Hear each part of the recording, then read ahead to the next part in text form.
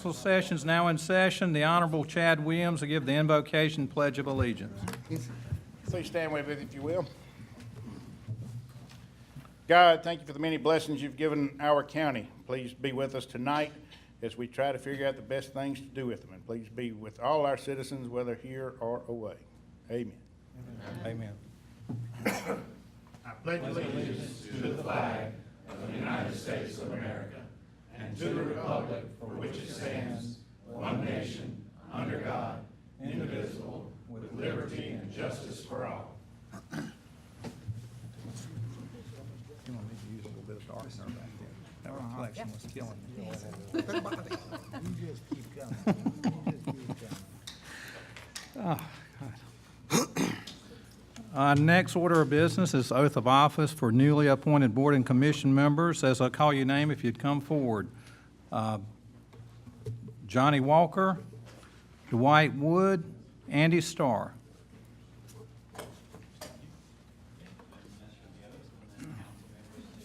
Here.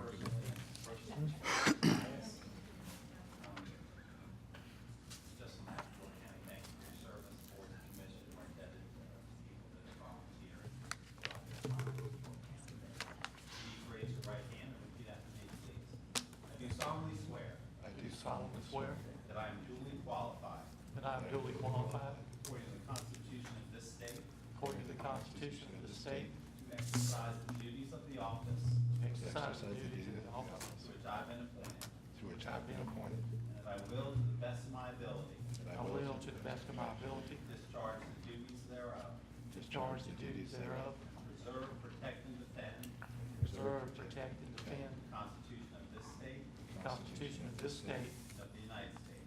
and of the United States. So help me God. So help me God.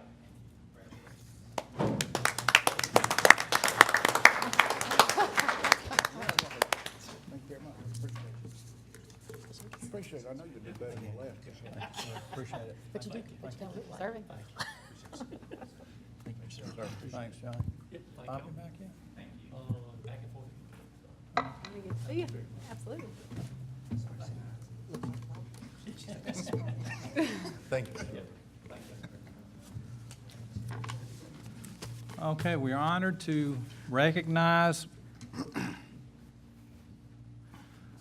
sorry, for the interruption. We're honored to recognize Maggie Bauer. And Bowyer, I'm sorry. Come on up front, and Mom and Dad, y'all want to come forward? And let you stand right at the podium so you can make comments. I want to read this first, but I'm sure we all recognize the proud mom. But this 2017 Congressional Award Gold Medal is presented to Maggie. She was one of 3 students from South Carolina, 2 from York County, that will be recognized in a ceremony at the United States Capitol on June 21st. The Congressional Award is given to youth based on volunteering to help others in the community for achievements in personal development, physical fitness, and expedition exploration. It was established in 1979 to recognize initiative, service, and achievement in young people, and is the highest honor the United States Congress can bestow upon youth.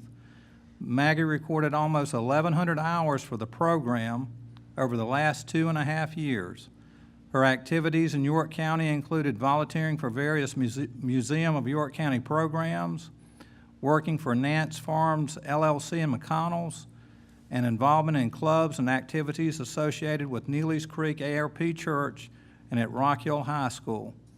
And can we have a hand for Maggie?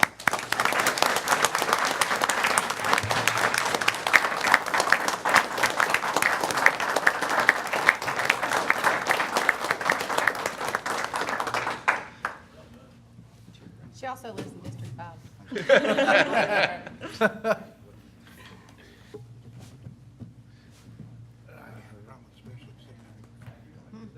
Just something.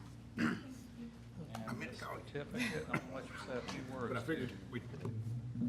But it just says, receiving the 2017 Congressional Award Gold Medal and for her selfless efforts in the service of the citizens of York County. Thanks. Appreciate it.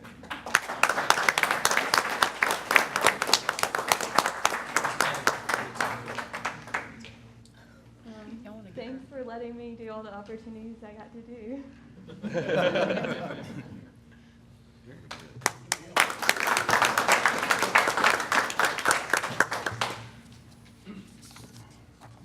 Y'all are welcome to stay. Been there, done that. All right, have a good one. Good to see you. Okay, the next order of business is consent agenda. But, Nobody signed. yeah, just mention that. nobody- Okay. Okay, per Mr. Williams, nobody signed up for the public forum session. Next item, consent agenda. Move to approve consent agenda. Second. Discussion. Question on the motion. All those in favor say aye. Aye. Opposed, no. We have no public hearings today. Okay, consider third reading case number 1621 to rezone from RC2 to BD3 at 3278 Enola Drive in the Rock Hill community. Move to approve. Second. Discussion. And I will say that that is a motion with the conditions as previously passed and the other readings. Right, and I'm going to go ahead and read those into the record again. No junk or salvage cars will be permitted on the property. Business will be limited to private customer work. Business hours will be between 7 and 6 p.m. Monday through Saturday. No work is to be done after designated hours. Business will be limited to 10 customer vehicles on the property at one time. Business will be limited to automotive repair only. In fact, if it would come up for any other purpose, it would have to come back before council. It's just approved for automotive repair, nothing else. No outdoor storage of tires or automotive parts or equipment is permitted. All vehicles will be registered and licensed. No auto body work will be permitted. Auto storage areas will be completely screened from view. No work performed after business hours, and like I said, it can only be used for auto repair, or it has to come back before council. You missed one. Okay, yeah, sorry, thanks. The applicant shall demonstrate that they can meet the auto storage requirements of the vehicles under repair outside of required buffer vehicle access and parking areas. Question on the motion, all those in favor say aye. Aye. Opposed, no. No. Can you raise your hands? Aye? We'll just do the aye. Okay, 5-2. Next item, consider third reading case number 1701, rezoned from RUD to BD1 at South Bend Road in the York community. Move to approve. Second. Discussion. Question on the motion, all those in favor say aye. Aye. Opposed, no. Next item, case number 1702, rezoned from RD2 to BD3 at 1870 Colethorpe Road in the Fort Mill community. Move to approve. Second. Discussion. Question, yes, sir. I want to say, I am recusing myself from this, but as I represent Dr. Prescott. If y'all would like me to leave, for y'all to have discussion, I'll gladly walk in the back. I don't think we're going to have a discussion.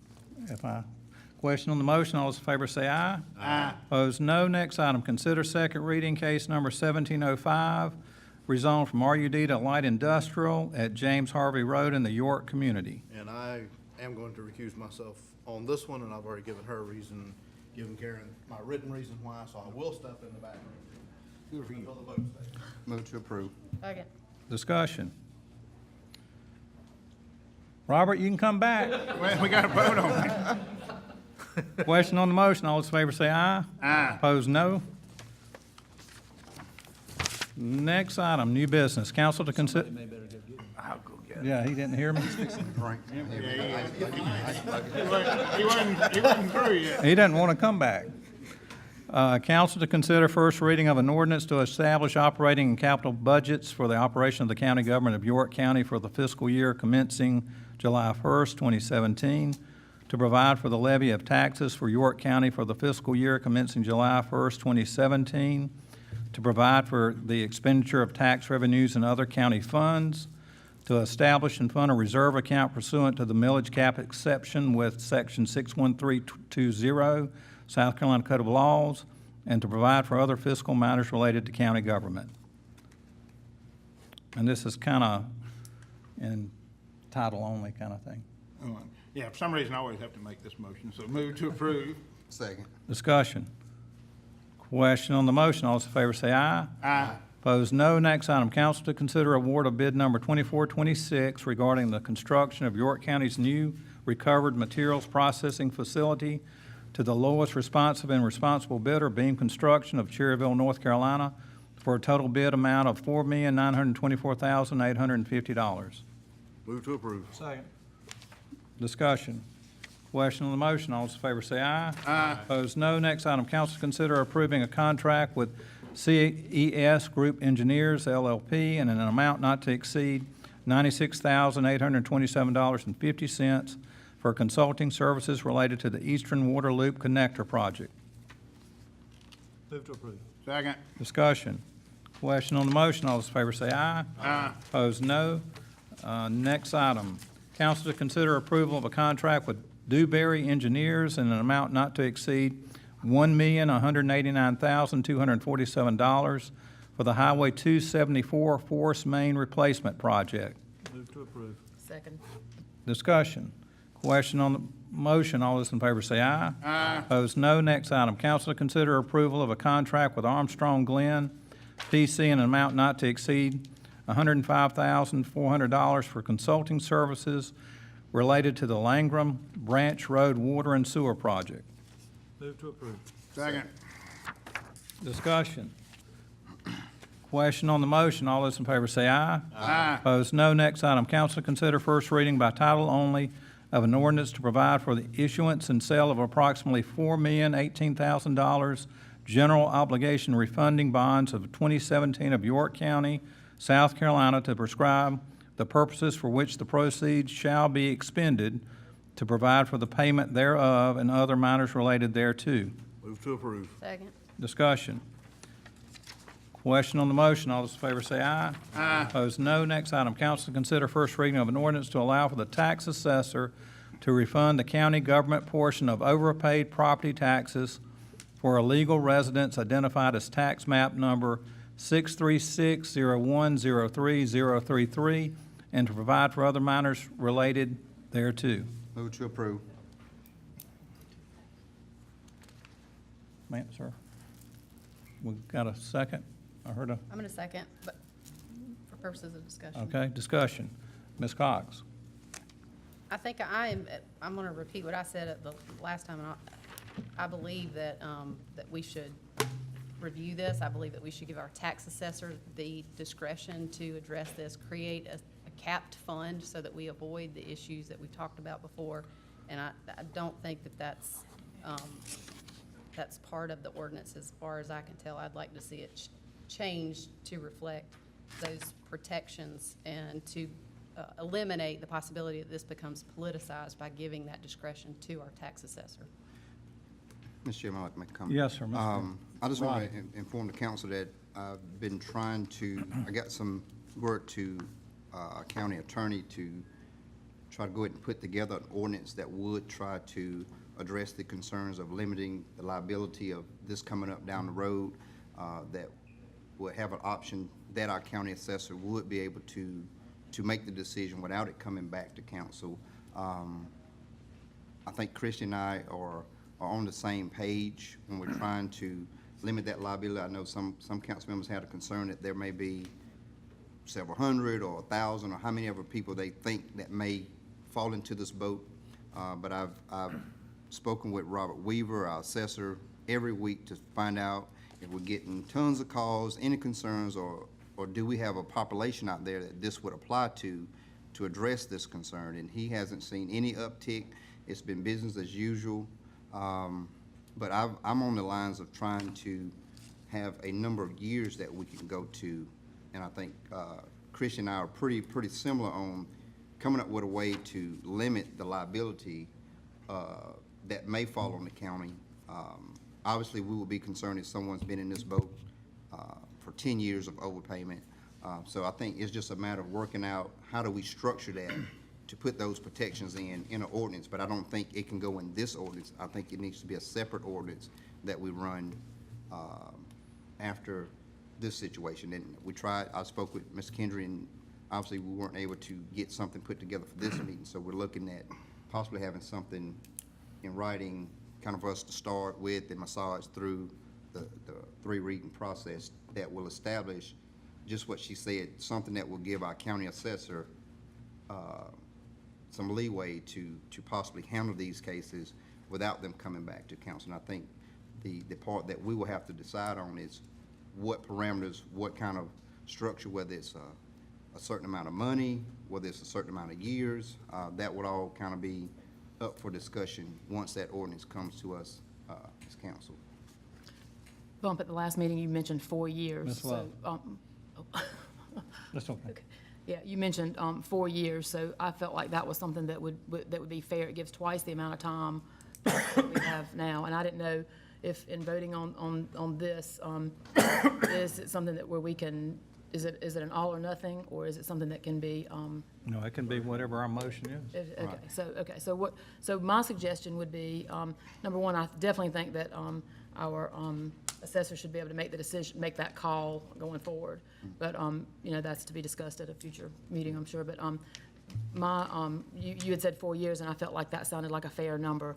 I think in 4 years, anybody would have an opportunity to catch it and fix it and get things corrected. So my vote or my suggestion would be to refund that So we have for 4 years. for 4 years. So you can either amend it, or you can let this one fall on its face and then have a new motion if you're on the winning side. So we're trying to amend what we're doing here for Do you want this to do an taxpayer? amendment?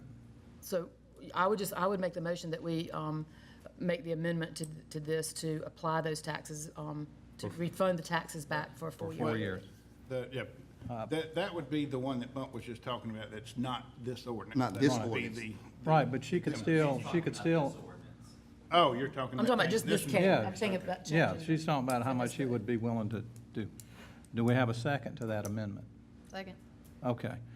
Further discussion? Question.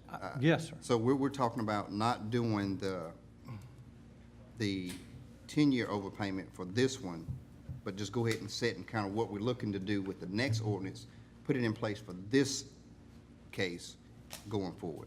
Yeah, That's what I'm thinking if it makes sense going forward, it would make sense for this one as well. Right, so you're saying for this particular case, refund 4 years? Right. Right. Two additional, because two To have it- already been. Now, So refund the 4 instead of 2. okay, I think So that. we'd vote on that and then come back to Okay. yours. I think that would be totally fair if it's going to include, are we able to, would this new ordinance include city, county, and school district? How would we have to? This is for the county portion, so the motion to amend is to amend this ordinance before council to 4 years. So if we did, going forward, if we did the 4-year, how do we include those other entities' overpayments in what we would be doing, or the assessor? This particular ordinance is simply to address the county, and statutorily, that's all the council is empowered to look at in any ordinance. Evidently, the city of Rock Hill has a ordinance already in effect as represented by our assessor that says they will mirror whatever the council does. Okay, and going forward, can we also see if we could get the school districts to sign on in a similar fashion so that when we ultimately do pass the 4-year repayment, everything is 4-year hold for all entities versus mirroring what the county would do in the city and leaving out the school district? Because I would like to have, if we're gonna do overpayment for the first 2 years for all entities, I think it should be fair, it would be fair to have 4 years for county, city, as well as the school. Understood. We would Yeah. just have to look at that and see how that can be facilitated, if at all. I mean, we can't Right. facilitate another Correct. body No, I'm to- saying as far as getting that agreement, getting something, just as well as. You're talking about a request that they do that. I mean, they can, we can't mandate what they do. No, we can't mandate it, but I'm saying we have the personnel to reach out and let them know what we're working on to put in place. And if the city has something that mirrors what we do, we can also ask the school district as well to sign on, because at the end of the day, we all. Ask is the Yeah, word. Yeah.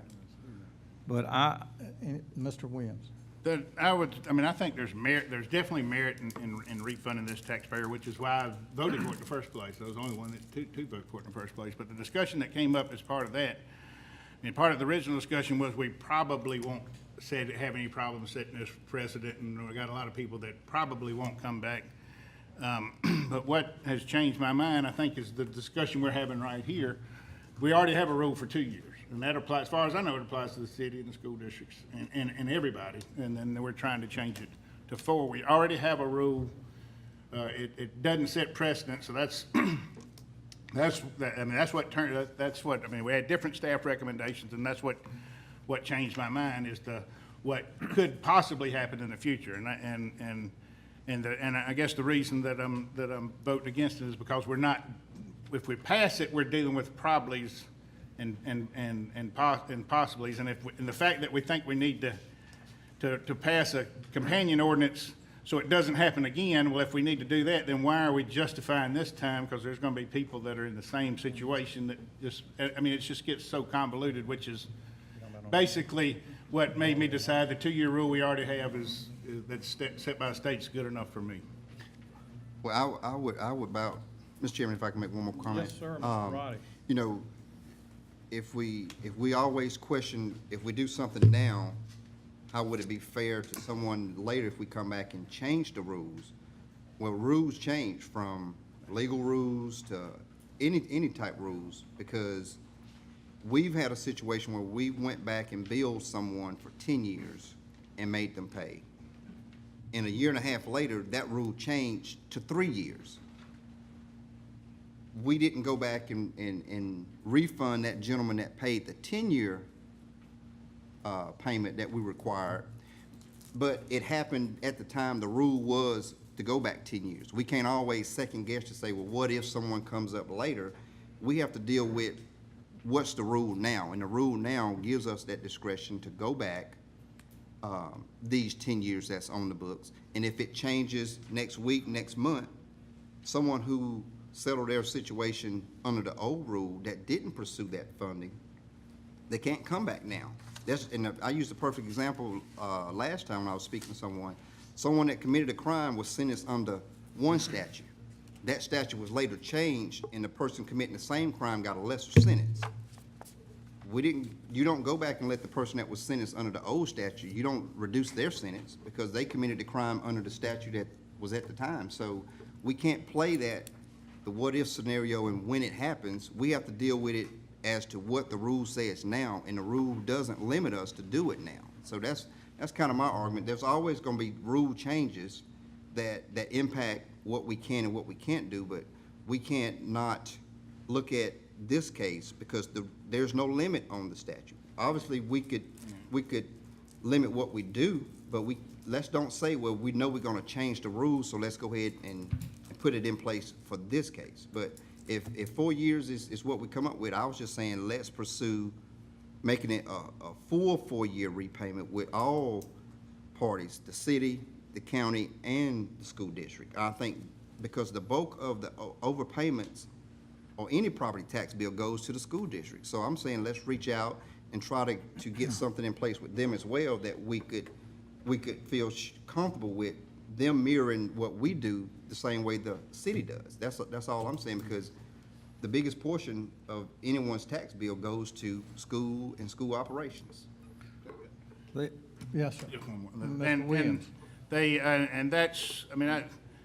Precedence is what we have when we set the existing policy. And if we rule on the existing policy this way, then that means if somebody else comes up that with the same situation, that the fact that we voted this way sets a precedent.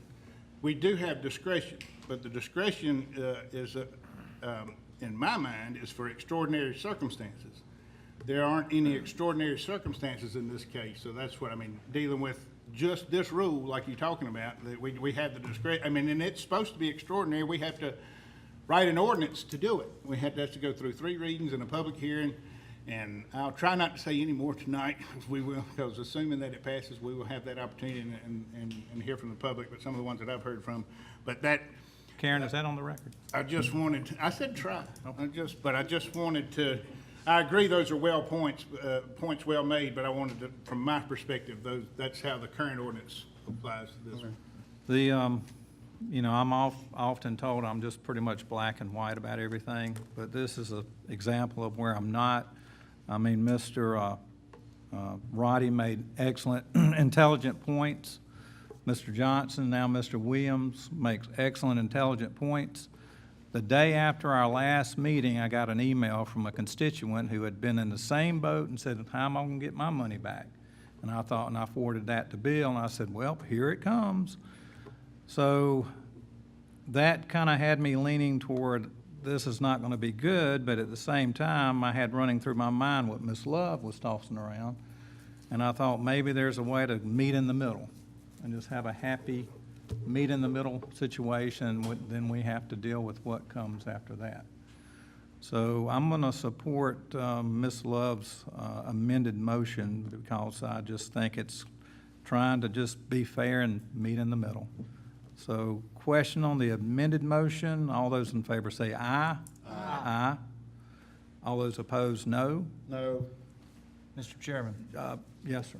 now that we have an amended motion, I supported the amended motion because quite honestly, it lessened the impact of the overall motion. I do not support the passage, though, of this overall motion, and I'm going to kind of walk through. When we voted on this originally about a month ago, I received one phone call the day after we voted when this was in the paper, and that was from the superintendent of the Fort Mill Schools, thanking me for standing up for the Fort Mill schools, which they believe stand to lose hundreds of thousands of dollars potentially if this happens. I am not going to support in any way, shape, or form any ordinance that encourages any school district or forces a school district or a municipality to be a part of this. If our council is willing to do this, then this should only be us, but we certainly should not drag everyone else down with us. This is bad policy. I think Mr. Williams said it best. If this was an extraordinary circumstance, if the county had done something wrong, I would do this, and I wouldn't blink while I was handing back this taxpayer their money. They were given a form. At some point, you have an obligation as a taxpayer, as a citizen in our community, to renew your driver's license, to pay your taxes on time, and to file for a 4% tax rate. This is part of the deal. The state gives you your 2 years back. I would keep it at 2. I'm going to vote against the overall motion now that it's been amended because I have seen nothing and heard nothing to change my mind in that at all. So, Well, hang on. So the amended motion passed. Now we got to vote on the original Main motion. motion as amended. And Mr. Roddy. Yeah, I want to go back and touch on two points that Councilman Johnson made. You know, he said that the county didn't do anything wrong. And if we had done something wrong, then that would, I guess, lend itself to him supporting this process.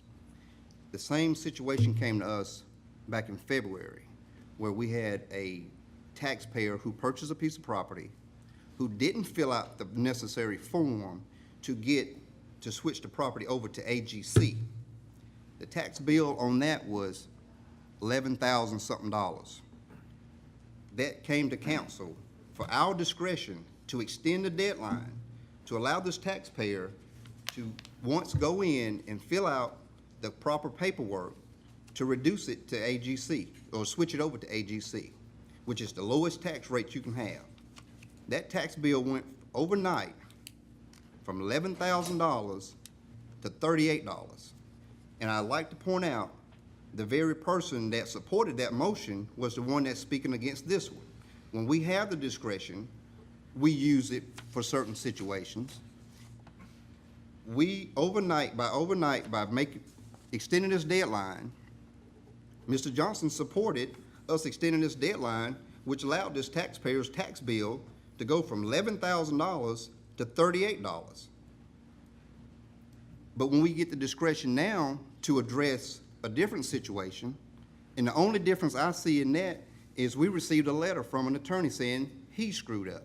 He didn't do something. He didn't execute the proper paperwork. But the responsibility falls on the taxpayer. In that situation, the responsibility was on the taxpayer. In this situation, he's saying the responsibility is on the taxpayer. And I agree with him. But at the same time, I cannot sit up here when we support discretion in one case I mean, York County, we were sitting there with our hand out for this $11,000. The tax deadline had passed. The deadline had passed for this individual to do the form, and he didn't do it. He appealed to council, and the vote passed. I supported it. The only person that didn't support it was Chad Williams. But everyone else up here used our discretion that we had to extend this courtesy to an individual who had a tax bill of $11,000. And I have those bills, I have that exact bill that shows what we did as a council to extend our courtesy to that individual. But we can't put ourselves in position to extend that courtesy to a residential taxpayer. This was, I think it was 34 or 70 acres. And mind you, the county's responsibility to this taxpayer that's seeking this overpayment is only $1,000, $1,007. And we'll sit up here and bang heads and scratch each other's back and not want to give the county's portion, which is only $1,007, when 2-3 months ago, we extended a deadline that reduced somebody's taxes from $11,000 to $38. So you tell me, how is that fair in going out to our citizens? We cannot say that we're being fair to our taxpayers. And I supported that motion. I support this motion because it's my duty, it's my responsibility to be fair if and when at all possible. We've told people several times that stood in front of us that if there was a law or statute that allows us to do this, we would do it for you. And they would take it and walk away. But here's the opportunity that we can use our discretion, and here's the actual tax bill that we reduced for this individual from, you can see it on here plain as day, it was $11,847.46. In one swooping vote, we changed that tax bill to $38.52. So this individual can pay a heck of a lot less, but we're concerned about the possibility of more people coming forward in the same situation as this taxpayer. That is totally not fair to this individual. It's totally not fair to any other citizen that comes before us. And I hate I had to use this method to get my point across, but my point is, we just done a similar situation. It didn't require ordinance, but it required a vote. And I supported it. Everyone on this council supported this very move to allow this extension that changed the tax bill overnight from $11,000 to $38. But we're sitting up here fighting each other over the county's portion on this particular taxpayer's bill for $1,007. Graciously, the school district has said if we refund our portion, they will refund their portion. I think that was real admirable of them because they could have said no. And at the end of the day, if we do go down to 4 years, this taxpayer is only going to get probably $200 more bucks when what's on the table is $5,000 more because $1,007 from us, $2,400 I think it is with the city, and there's a bigger pot of money of somewhere close to $2,000 more with the school district. I think this is totally unfair. And if we can do it for one taxpayer when we have the discretion, why in the heck we can't do it for another? And it costs us a heck of a lot less money. And I'm finished with this one. Any other comments? And just for clarification, Michael, if we vote this down, the amended motion passes, and that's what's done, correct? No, the whole No. thing dies. No, Say that again? You've amended the main motion, so now you have a vote on the main motion as it has been amended, and if that motion fails, then the ordinance fails. Okay. Huh, okay. Any other comments? Not to belabor the point, but I believe there was a difference between this and the other one. I think there were extraordinary circumstances in that one, which in my opinion, rose to the level to do it. Again, I think that taxpayer relied upon a third party, their attorney, to do it, and that is why it didn't get done, as opposed to here where this person had that obligation. Now, we can sit here and argue it and whether or not that rose to the level, but that's That's the discretion that we're talking about giving ourselves, is making the decision on what's extraordinary and what's not extraordinary, as opposed to just leaving the state law in place, which is 2 years, which takes out this whole argument about what do you think's extraordinary, what do I think's extraordinary. That's why I believe we should stay at 2 years, so we don't have to argue over the minutia of, Britt, what do you think's extraordinary? Allison, what do you think's extraordinary versus what I think is extraordinary? That's why you have state laws in place keeping it at 2 years, but. Okay, so I'm getting dense tonight, so just for clarification, Michael, if we support this, it's a 4-year, It's just first as the reading of amended a motion. 4-year refund. or we just vote it down completely. Yes, sir. Somebody else want to talk a little bit? Call for the question. Didn't know if you. Okay, we have a call for the question. All those in favor of the motion as amended, say aye. Aye. Opposed, no. No. I was an aye. I was an aye. So it was 5-2. Okay. Just when I need people to talk a lot, and then they shut up on me, I just can't win. talking about? Yeah, okay, yeah, I can lean back toward Chad. Consider first reading case number 1624, to resolve from AGC 1 to RUD 1 at 1954 and 1984 Highway 161, Kings Mountain Township in the York community. Move to approve. Second. Discussion. Question on the motion. All those in favor say aye. Aye. Opposed, no. Next item, consider first reading case number 1707, rezoned from BD 1 to BD 3, intersection of Highway 161 and Highway 55 in the Clover community. Anybody? Move to approve. With conditions Uh, or no? Move to approve with the conditions recommended by staff. Okay, and you got a second, Chad? Yeah. Discussion. Question on the motion. All those in favor say aye. Aye. Opposed, no. Next item, consider first reading to rezone from UD to RC2. This is one of those UD things we got to correct. Case number 1709, Penny Lane in the Rock Hill community. Move to approve. Second. Discussion. Question on the motion. All those in favor say aye. Aye. Opposed, no. Okay. Consider first reading case number 1710 to rezone from AGC and PD to RUD 1, 2651 McConnell's Highway in the Rock Hill community. Move to approve. Second. No conditions? With conditions. Well, I was asking, I was trying to, Well, there were no I conditions. was just catching up. Okay, and then we had a second. Did I hear a second? Got me. Okay, discussion. Question on the motion. All those in favor say aye. Aye. Opposed, no. Next item, consider first reading case number 1711 to rezone from AGC to RUD at 4879 Steel Creek Village in the Rock Hill community. Move to approve. Discussion. Question on the motion. All those in favor say aye. Aye. Opposed, no. Next item. Consider first reading case number 1712 to rezone from RC1 to BD3, 3949 Bay Ridge in the Rock Hill community. Motion to deny. Second. Discussion. Question on the motion. All those in favor say aye. Aye. Opposed, no. Next item, council to discuss and direct the Planning and Development Department to prepare a revision to the RUD zoning district ordinance to remove outdoor recreation as a permitted use.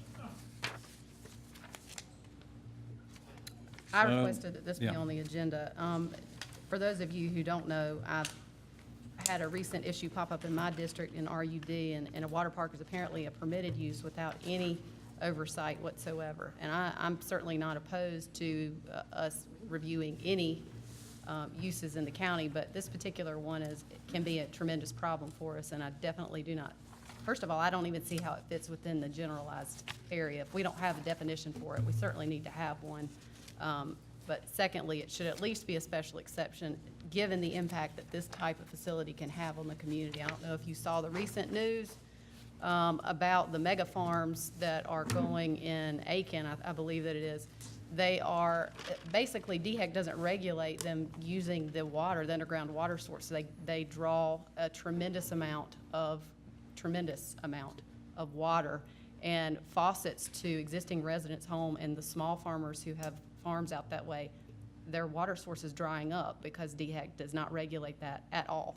So if we have any ability to protect our citizens, our existing residents, and the small farmers who live around, because this particular project that's purportedly going in my district, we had no say at all. We had no ability to look at it. And this same effect can happen out in this type of situation. And so I think we need to be really careful about this and look out for our citizens and make sure that there is some due diligence that is done just before it's outright permitted use. I mean, this could cause tremendous problems. So I'm requesting that council consider, at least at a minimum, making Water Park a special exception.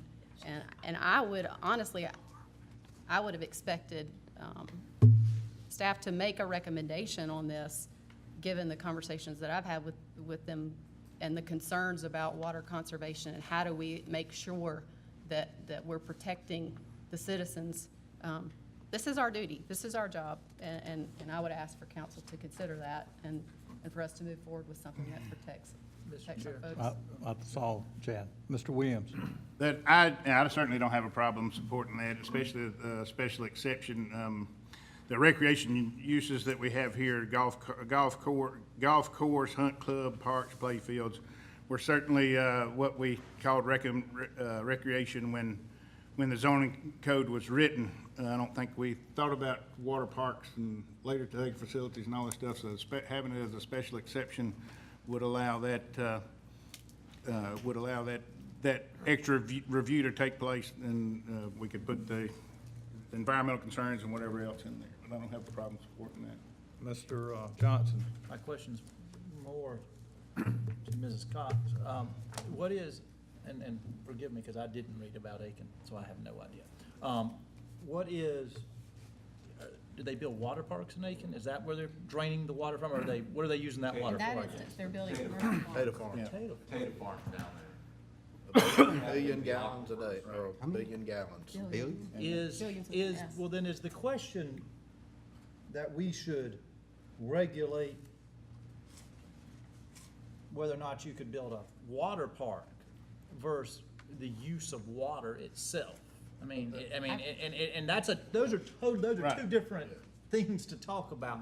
One of them seems to be almost a watershed type ordinance and how we want that handled versus we're just trying to make sure no one can open a water park again. Because And next week, the so I'm- potato farmers are gonna show up. So Well- we may as well, it needs to be an overall. So we're gonna have a water And- park with potato farms all around it. Well, and I guess that's why I was seeing it as a special exception, because the golf courses and hunt clubs and that, you know, the attraction of those was not very high. When you start talking about a water park in Carowinds, you're really trying to be a regional, rather than a neighborhood recreation facility, you're looking at a regional recreation draw. And the fact to be able to, because I agree that whether you're talking about the water or recreation use is what we're here, but that's what, to me, is the recreation use, because I got calls about the use, not to mention the water. And we may be a little bit, the water that they draw, they can still draw, but the agriculture is got a real good lobby, and they're exempt from just about anything. So I do think that even if we regulate the water of the water park, that the water park itself, you know, as a recreational use, and something else that we haven't seen coming down the road yet. 'Cause that's what to me looks like has happened. When we wrote it, we said, these are neighborhood recreational parks. And then now, these are regional entertainment draws. Well, and I just do want to comment to address Councilman Johnson's question. I actually have had potential scares of this quote water park 3 times in my district already. And the question right now is, should it just be outright permitted without any discussion at all? And to me, that's abdicating our responsibility up here as council. The question is, should it be a special exception at a minimum so that there is some review, something that's done? Otherwise, I'm telling you, in my district, and I know in Robert's district and likely in Allison's, there's a lot of RUD, and I don't think we've looked at this, and I've had 2 other parcels in my district who have kind of made gestures that they're looking at doing something like that. If you can't do it in RUD, The question Where is special would it, where exception. should, well, other than a That's the special exception, question. where should it be? Should we have due diligence? That's not the issue. Nobody's asking to prohibit it. The question is, should we have some oversight and be able to have, exactly. The question is, should it be by right versus should we have some oversight and review of it to make sure it fits? And I'm not disagreeing with you about that. I guess what I'm saying is, but if it is by special exception, you are saying we can prohibit it, because that's the whole point. We could say no to it if we wanted. I guess the question is there I mean, I don't have a problem, I guess, with studying this, because that's all we're talking about doing is studying this, is how do you get to a point where there is a use, I mean, do we want there to be a use by right, where you could just automatically come in and build a water park? Are there areas where that we think that's appropriate? And that's where, you know, you have that designation. And if we don't, I guess, I'm trying to figure out how, you use Not the in- example of Aiken, so I'm trying to figure out, how are we gonna, how are you eventually, is your goal to make sure what's happening in Aiken can't happen here, or is your goal that you just wanna you wanna be able to regulate water parks better? Here's my goal. My goal is to address a problem that should not have happened. There should have been some oversight and due diligence. So right now, let's take this one step and at least give the county some ability to look at this, to see if it's going to have a detrimental effect. And right now, we don't. Right now, anybody who has RUD can put a water park without even coming to this council. That, to me, is an issue. And what I try to do is when an issue pops up, and you know what, it may be too far gone from my district, but I'm trying to look out for others and for other places in my district. Here's the only way to stop it. And it is a big issue when you're in the unincorporated area where everyone is under water wells and groundwater wells, and they're not serviced by water and sewer, and it can have a tremendous impact. Mr. Chairman, I like to, I'll go down the line, Mr. Roddy. I guess one of my concerns or questions would be, are we trying to regulate how much water people use? And where does DHEC come in on water regulations? If someone wanted to do a water park and say they're gonna use millions of gallons, where would DHEC step in? Because if it's a private well, privately pumped out, you know, if individual pays to dig it. Public goes pump there, it. DHEC could get involved. Is that? DHEC could get involved and regulate. I think Christie answered her own question in that this just should not be allowed where people have wells. I mean, if That's what you're saying, if right? Highway 160 wants a water park, then they'd probably be okay. But for, At $500,000 an acre, you can build anything you want. that's right. So I guess, I don't know how else you do it, though, other than to have a special exception, which to me would make the cleanest way for us to have, okay, you have a water source and it's not gonna impact the surrounding areas, then yeah. well, Mr. Roddy. and I'm just trying to play a little devil's advocate because I know some of these questions will come up. If someone did a water park, or if they had to come to us for approval, special exceptions don't, I mean, No, ZBA, special exception but- ZBA. so we wouldn't have council wouldn't have any, so it just goes. County does. County would at least have something for a special exception. Unless you want to do So then it something. puts it on, because what I would be afraid of, anytime you give someone discretion to do or not do, someone can always say no. So at some point, someone's gonna have the discretion to say up or down. And what if someone say, well, why would not do it by right? How do we argue that point? If someone comes, when we have a public hearing or whatever, say, this should be done by right, what's our answer to say, no, it needs to be a special I think you exception? set some parameters based on what type of water is there. And then if it goes to ZBA, the ZBA is gonna look at that, and the county's gonna make a recommendation whether to approve it or not. So yeah, you're counting on 7 other people to make that choice, but I think the parameters, once you set those parameters, then they're gonna use those parameters for the most Now, part. would one of the parameters be on, so if someone come and say they're gonna use 50,000 gallons a day, versus someone come in and say, I need 100,000 gallons a day? Where are we looking to put those types of parameters in? If it's below a certain number of gallons of water, then yes, it's okay. If it's above a certain number of gallons of water, you have to go this route to get it approved? Is that something that think the We can question do- is, should the county protect its citizens? It cannot usurp DHEC, but what it can do is it can put in some zoning protections that at least give some protection to the folks. This is our only way to help make sure that the right things go in the right places. Mr. Winkler. Thank you. You're welcome. Appreciate your patience. For me, it's a number of questions. One, I do think, if we're talking in an urban service boundary where there's, they can hook onto the city of Rock Hill and pump all the water Rock Hill wants to pump for them, that's one thing. But in my area, when you're talking commercial wells on some of these, there's some parts of my area right now where municipalities are having a hard time just supplying their citizens with water. And if we got a water park over there pulling out a lot of water, that would be even worse on them. So I think, one, we're talking about all these what ifs, but I think that's staff's job to give, they're the experts to give us the recommendations. We're just saying, my understanding tonight is we're talking about whether or not we want staff to look at it and give us recommendations. I support staff looking at it.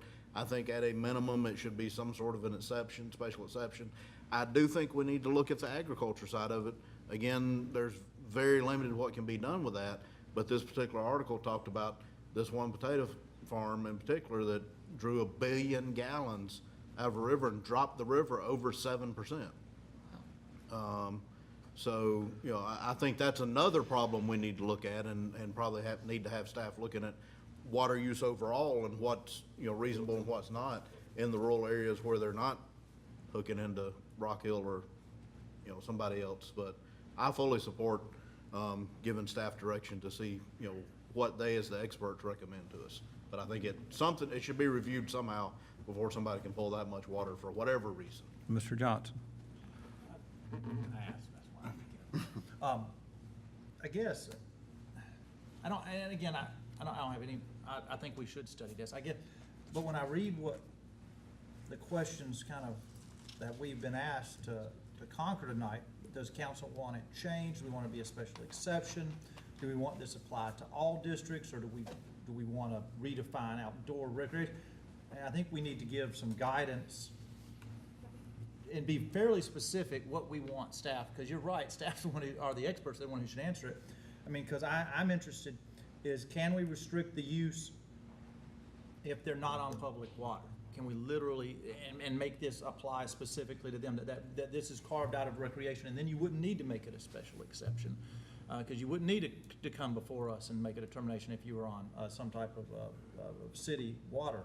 But I think, often we talk a whole lot, and then we look at everybody out here and we go, y'all got it, right? And no, because I don't understand exactly what we want them to study. So I think, as long as they walk away with a very clear, hey, this is what we want you to look at, the 2 or 3 things we want you to look at as part of this, I have no objection to this being studied as a special exception, potentially carving it out as, if there's no well, if it's only well that you couldn't ever do it. And certainly I think it would have to apply to all districts, not just one. I mean, I don't want to create an ordinance for one district. That doesn't seem correct. And I don't know, maybe we need to update the definition of outdoor recreation to better reflect what is happening today in the world versus what was happening when that ordinance was written. Mr. Williams. And that was, that was my comment. I think, if we're just focused on water parks is one thing, but I would like to see the broader scale. I think if it's a splash park, it wouldn't be a problem. They got one in Millwood, which is like a community swim pool that they're describing here, but the fact it's a regional recreational size, there are other recreational that could be seen as being approved in RUD the way it's written, that are too big that you wouldn't necessarily want to go by right. The R stands for rural or residential in RUD. Yeah, it stands for rural. That's why I say that these are rural areas that I don't think you really want a regional draw.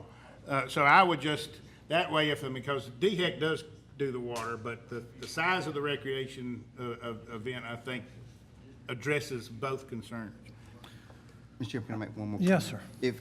sir. If staff is to look into this, I guess one thing from my perspective, I would like for staff to say, if this amount of water is going to be used, some type of threshold, that if it's going to be above this amount, then it needs to go to some type of special exception, because if I'm only using 15,000 gallons a day, is that a concern of DHEC? Is that a community concern? But if I'm using 60,000 gallons a day, that may be a threshold that say, hey, this could be a possible concern. It should go to a special exception to look at it, because at some point you about need to hit a threshold before some other things kick in. And if it's, I think, looking at a certain number of gallons, whether it's per day or however they break it down, if we're gonna look into it, I would wanna see some type of threshold that if they hit this amount of gallons per day, then it would trigger this point to have to go get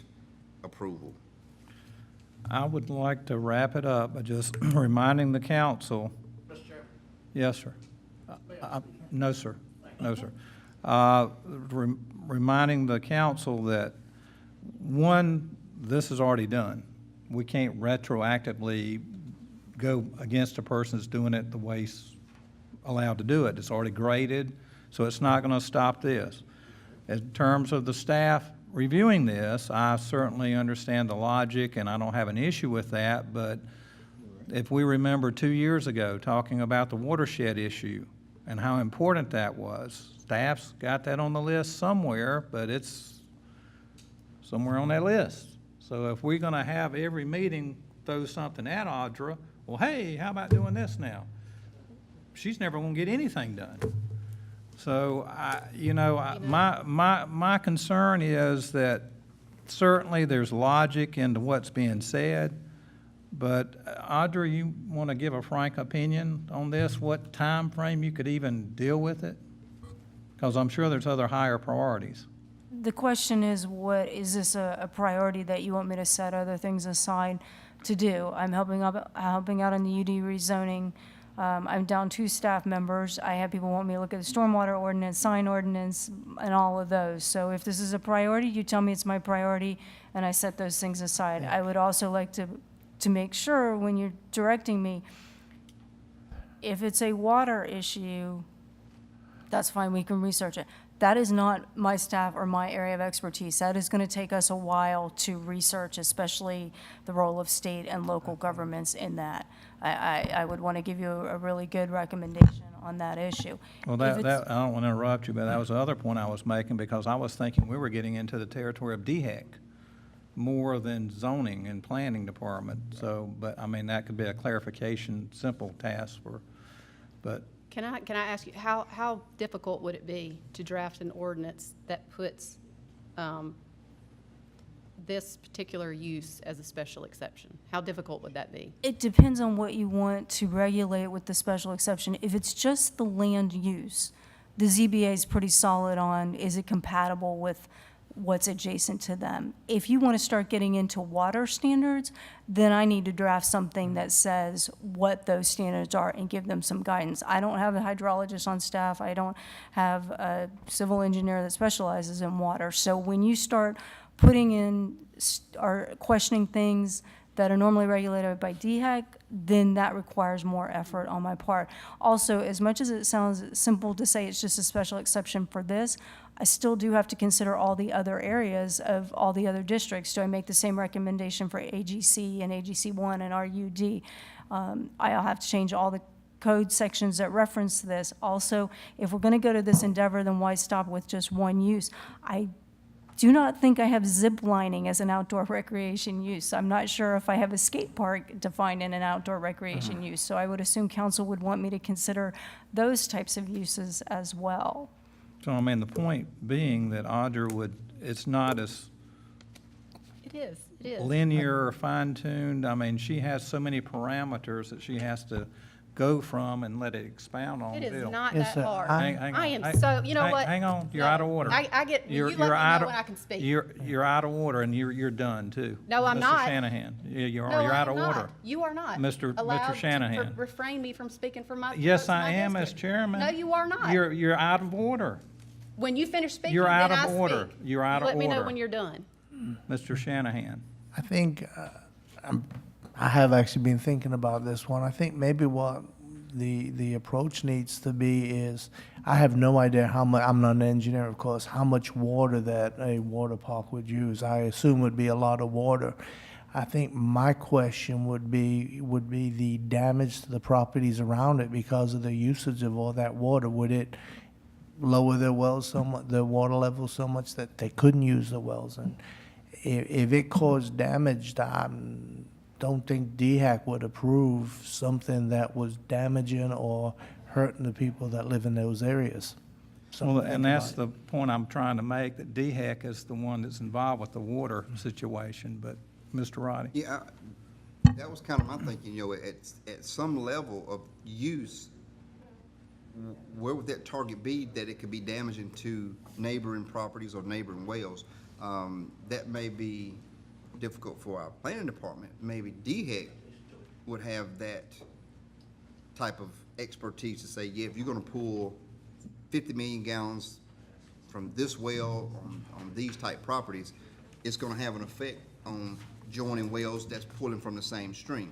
That's what I was thinking along the lines, at what level of use would trigger something like that, that would have to go for a special exception, that would probably get DHEC involved or some more expertise, because I don't, like Audrey said, I don't think our staff could make that assessment of what would be a damaging level of water use. I think that's why the only protection that we can give our citizens is to, and it's not, I'm continually frustrated by the fact that we have an issue, and when I go speak with staff independently about this, especially, our planning staff, when I have an issue that comes up and it's an isolated issue, and I hear comments about, yeah, we have concerns, there's a conservation of water issue here, the council had absolutely no input at all, and this is a problem, but when it comes to trying to fix a problem, we are so resistant to that. And I guess from sitting on this council for over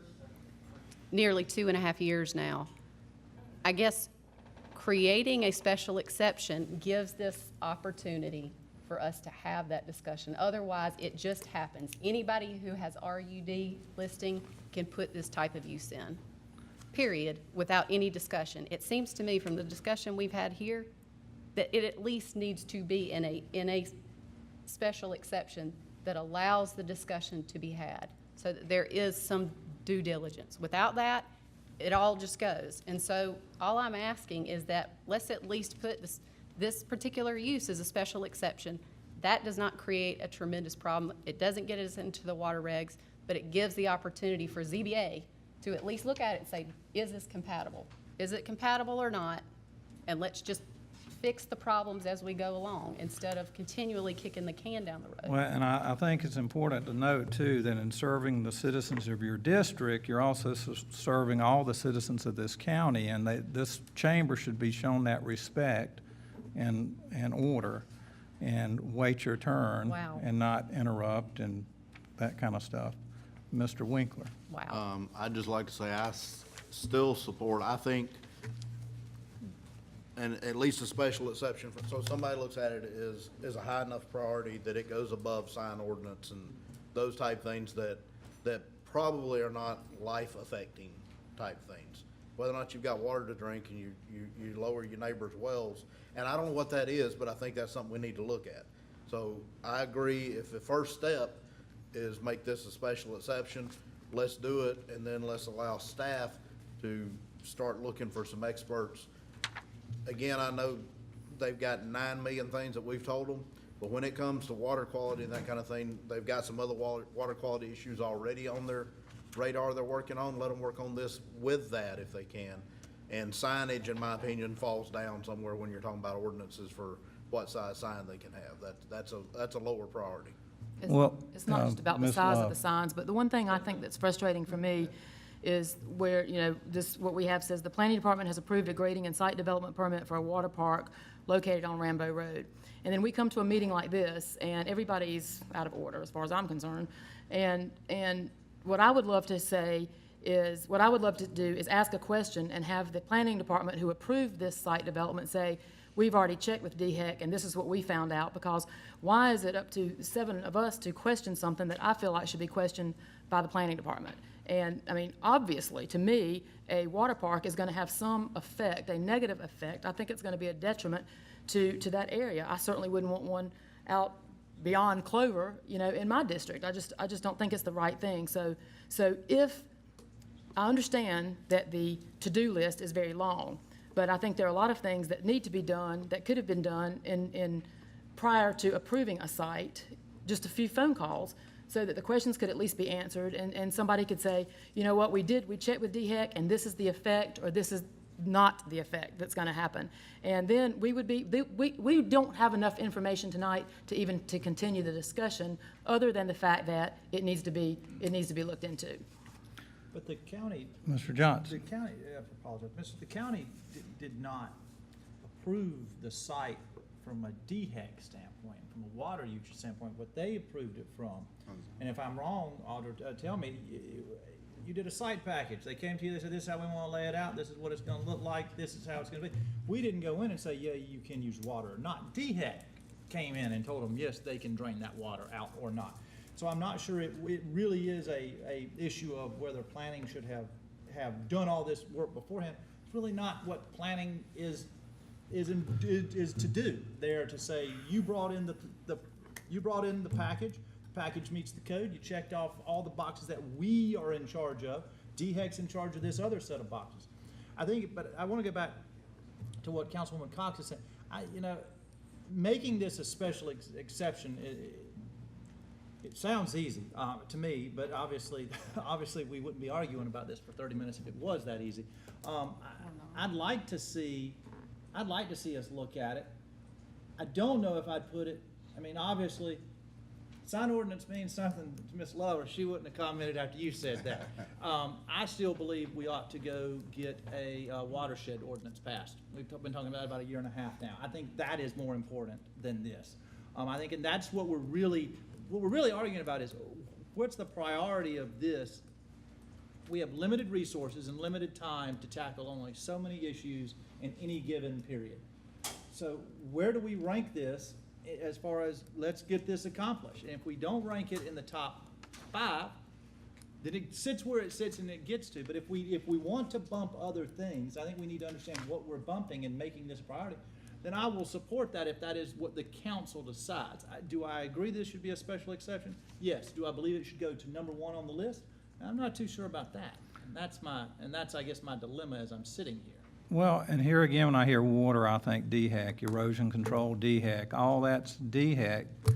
And we gave a directive as a council 2 years ago to deal with the watershed issue, which really encompasses the water concerns. And then we throw this on top. I mean, certainly, I'm not a pro-government kind of guy, but I'm very big on being fair. And I mean, how many things do we dump in her lap? I mean, it's just, and how does she know, well, what do they mean? Should this be number 1 priority? Should this be number 3 priority? I think we've hit you with some very big, the watershed thing is a big issue, the UD fixing is a big issue, the comprehensive plan and the district things are big issues. I don't think this rises above those. In fact, it's included with the watershed issue. So, if I'm Audra and I'm hearing this, I'm kind of confused right now, saying, what do they want from me? Well, I'm hearing 4 council members who said that they would support, at least 4, who said they would support a special exception that would at least address this particular issue. Water parks should be in a special exception. And so I would, if it's a matter of simply amending the ordinance to do that much, I mean, I would ask that we see that in the next 2 months. I support that. And that was the count I counted to, 4 people pretty much saying they think that needs to be dealt with for sure. I apologize, Audra, but that's the will of the council. Just use your judgment how you have to juggle that with all the other things that you are Well, I just think we juggling. need to maybe get her some more help. Because, I mean, when we start pushing things aside, how do we determine what we're not gonna do as a county? Well, And you obviously, know, she's 2 there's, people short. She like needs Mr. help. Johnson pointed out, there's something important to every council member. But staff can only do so much. I will And- say this, I apologize. On Wednesday night, we all get an opportunity to decide what's That's important. true. Because if you Right. think That's it's, true. we talk about what's important, set your budget. The budget tells everybody what's important, what's not important. So when we vote next Wednesday, if we think this is important, planning's important, increase their budget. Think economic development's important, increase its budget. Think engineering, increase its budget. Don't let their budgets decrease and then ask them to do the impossible task. That's right. Odd or do one thing that I would think would not be overly time-consuming. Give us a priority list of what you think's the appropriate priorities and things to deal with, like the top 7, 5 to 7, and lay it out what you consider, and of course, the watershed thing has to, we, as an action council, said do that 2 years ago. So, you know, just when you get past all the things that are officially voted on by council, just whatever, you know, layers that you think it should be done. Just, Yes, sir. just a reminder, in the comp plan that you all approved, you actually identified a priority list of what's important to the council. And you may just regurgitate that. But anyway, council to consider first reading of an ordinance authorizing the execution and delivery of a fee in lieu of tax agreement by and between SP Rock Hill Legacy LLC and York County, South Carolina, whereby York County will enter into a fee in lieu of tax agreement with the company and providing for payment by the company of certain fees in lieu of ad valorem taxes, providing for the allocation of fees in lieu of taxes payable under the agreement for the establishment of a multi-county industrial business park and other matters related thereto. Move to approve. Discussion. Question on the motion. All those in favor say aye. Aye. Opposed, no. Next item. Council to consider first reading of an ordinance authorizing the execution and delivery of a fee in lieu of tax agreement by and between SP Rock Hill Legacy LLC, a company known for the time being as SP Rock Hill Tenant, collectively the companies in York County, South Carolina, whereby York County will enter into a fee in lieu of tax agreement with the companies and providing for payment by the companies of certain fees in lieu of ad valorem taxes, providing for the allocation of fees in lieu of taxes payable under the agreement for the establishment of a multi-county industrial business park and other matters related thereto. Move to approve. Second. Discussion. Question on the motion. All those in favor say aye. Aye. Opposed, no. Next item. Council to consider first reading of an ordinance authorizing the execution and delivery of a fee in lieu of tax agreement by and between Riverwalk McCraney Building LLC, the company, and York County, South Carolina, the county, whereby the county will enter into a fee in lieu of tax agreement with the company and providing for payment by the company of certain fees in lieu of ad valorem taxes, providing for the allocation of fees in lieu of taxes payable under the agreement for the establishment of a multi-county industrial business park and other matters related thereto. Move to approve. Second. Discussion. Question on the motion. All those in favor say aye. Aye. Opposed, no. Next item. Council to consider award of contract regarding RFQ 2392 for consulting services for the development of York County's thoroughfare plan to Kimley Horn and Associates of Columbia, South Carolina, for a total amount not to exceed $151,700. Move to approve. Second. Discussion. Mr. Chairman. Yes, sir. Mr. Johnson. This council just directed planning to stop looking at other things and to prioritize. And now we're about to spend $151,700. If this is no longer a priority of council, we should not approve $151,700. You just beat me for to this. it. I'm not saying it's not a priority. What I'm saying is that is the problem with trying to just say, oh, we think you ought to skip everything. There is, to my district, this thoroughfare plan is one of the most important things we could do. It's needed. I think if we're going to prioritize what we want planning to do and not to do, I think we ought to have a workshop where we literally sit down and we look at the entire list and we go back through it. Because perhaps we dropped the ball when we approved the land use plan and we didn't all understand and literally set these priorities in order and start working through them one at a time. Because right now, because you can't ask them to do one thing and then say, oh, by the way, you can't stop everything else. So. Mr. Winkler, and then I'll get Bill. I'd just like to say I agree that they can't have a priority on everything, but the way I understand this is we are approving money for an expert to do that study. We're not asking the staff to do this study. We're asking for them to fund, or for us to form Kimley Horn and Associates to do the thoroughfare study.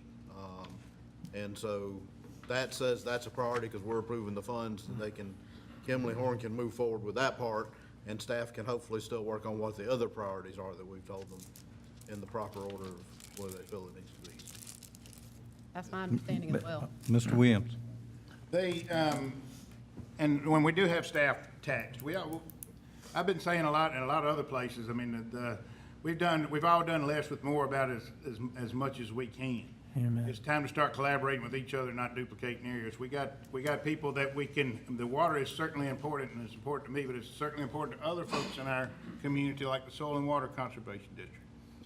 There are group, in the COG is one of the most underutilized resources that we have. I mean, because I get frustrated too about trying to do something we can't, I mean, we're trying to do, seems like we just talk about a lot of stuff and not do a whole lot of stuff.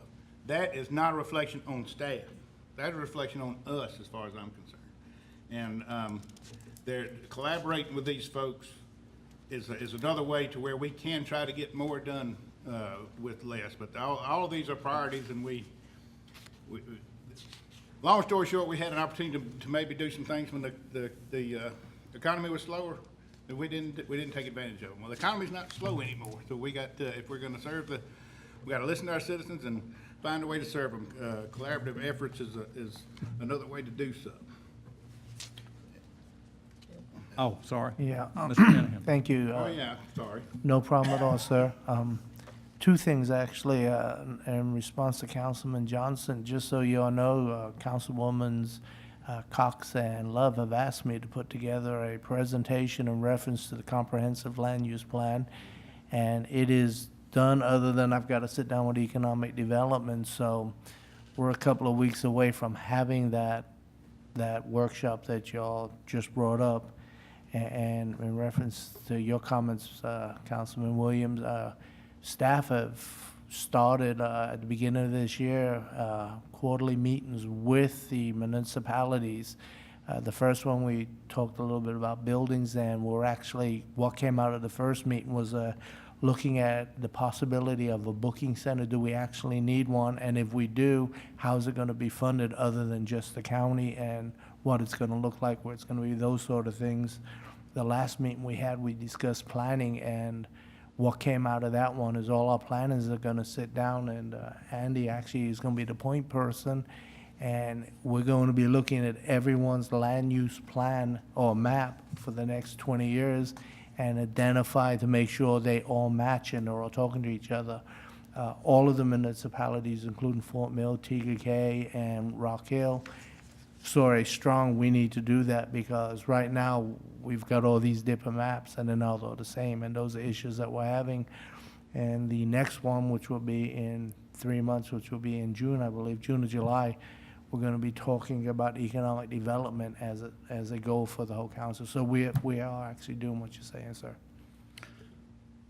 Question on the motion. All those in favor say aye. Aye. Opposed, no. Next item, council consider award of bid number 2428 regarding the construction of the 2003 capital project sales and use tax program, gravel roads, Group 1, Mission Road and Chillinlaw Road, and the 2011 capital project sales and use tax program, gravel roads, Group 1A, Frontier Road, to the lowest responsive and responsible bidder, Granite Contracting LLC of Cornelius, North Carolina, for a total cost of $2,014,331. Move to approve.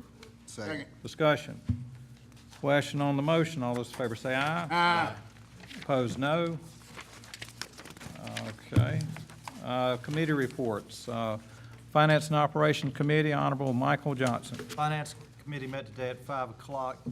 We considered applications and approved Heather Osborne for the Keep York County Beautiful at Large. We deferred on the Zoning Board of Appeals. We approved Frank Canal at Large, York County Library Board, and Diane Carey, District 1, Alice Davis at Large for the Board of Disabilities and Special Needs. We also reviewed York County and Forever, just their board applications, and found no issues. The Rock Hill Indoor Sports Complex, HTAX capital grant application was reviewed by the committee. We heard a presentation 2 weeks ago. We voted, we discussed that topic today and approved it. We went with the administration's recommendation, which was to give $250,000 a year during years 1 and 2, $200,000 during year 3, and $150,000 during years 4 and 5, for a total of $1 million. We listened to the CVB, who presented their fiscal year 2017-18 budget request. They're requesting a 5.4% increase year over year in their request.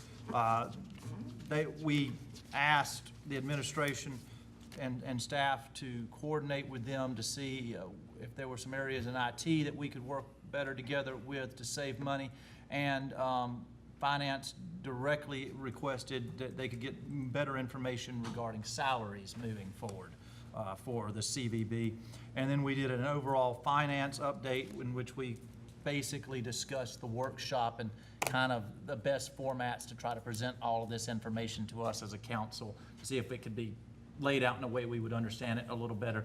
And I think what we're gonna see is Mr. Madden is simply, it's gonna be more of a, he's gonna get up and point out some of the major areas and then allow the council to ask more free questions. So you may, this is not one meeting where you wanna walk in and not have reviewed at least, the basics information. Kevin, what's the reason for the prorating the amount instead of just blunt? Just they needed more initially kind of logic? Yes, sir. We got the financial from Cedar Rock Hill, and they've got some cash flow issues to start with. Yeah. Did you say? A little bit. You want to explain Don't that? quote that. Oh, you just did. Mr. Williams? You'd mentioned a couple of months ago, or weeks ago, a couple reports ago, whatever that amounts to, revising the application. Has that been done yet? Hearing yes. Yeah. Well, the ones that, the ones that we reviewed today, They are have they? not trickled down. Okay, because that's why I say, Some have, some have not. yeah, it's pretty, because this one, yeah, some of the ones we looked at today, there's 2 questions on why you're qualified and 15 on, okay, good. Good. Thank you. Okay, now at council member new non-agenda comments. Any council members have any comments for something not on the agenda? Yes, sir, Mr. Roddy. Hear from the staff. I was hoping that the proclamation for the golf tournament was on here, so hopefully at our next meeting, we'll have that proclamation for the golf tournament that I spoke of at the last council meeting during the council member comments, the Roddy Searles golf championship that was put together. So hopefully we'll get that on the Agenda. for the next meeting. Next, Friday golf tournament, right? next item, citizen concerns. Nobody signed up for that. Do we have an executive session motion? Yes, sir. I move we go into executive session to receive legal advice involving potential litigation. Hello? Second. Discussion? Question? We got Bill wanting to get your. Oh, yes, sir. Hate to be disrespectful of citizens' concerns. I thought the idea was for citizens, if they came in with a non-agenda item, that Right. do we have to Yeah, you have to just say you want to, Yeah, and that, it's for the people that want to be under appearances, but it's not on the agenda. So they have to go through Karen, the boss. yeah, anybody that wants to talk about anything can sign up. for Right. So, public forum. wait a minute. Right. So in order to. Do you have one that Qualify you- for that?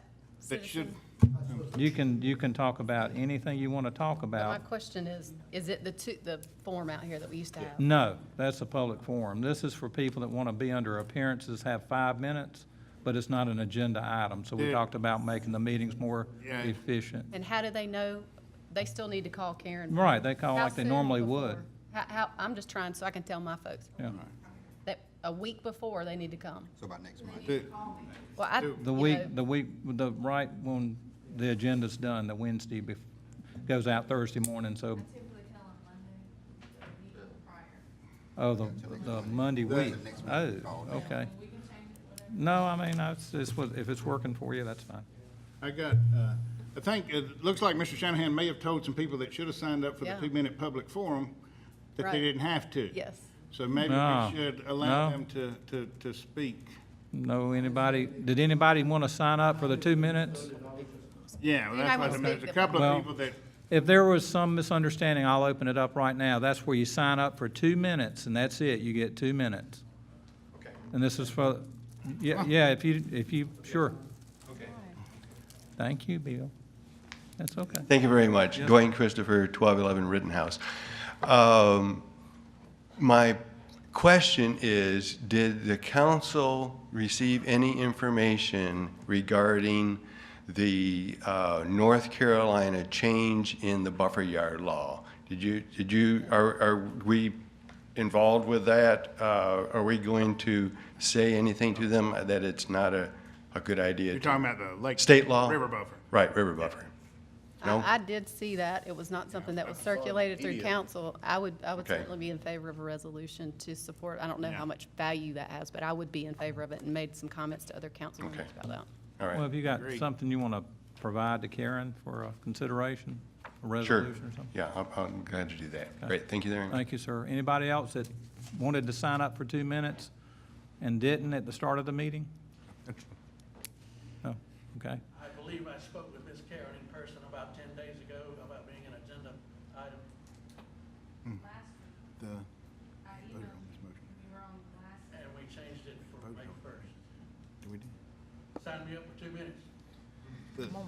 Maybe we should vote on I executive think it session. was. Yeah, well, we're already gone this far. We'll let this last first, and then we'll vote on it. I'm Dean Cornett. I'm here in regard to an item that's already been discussed in part at least.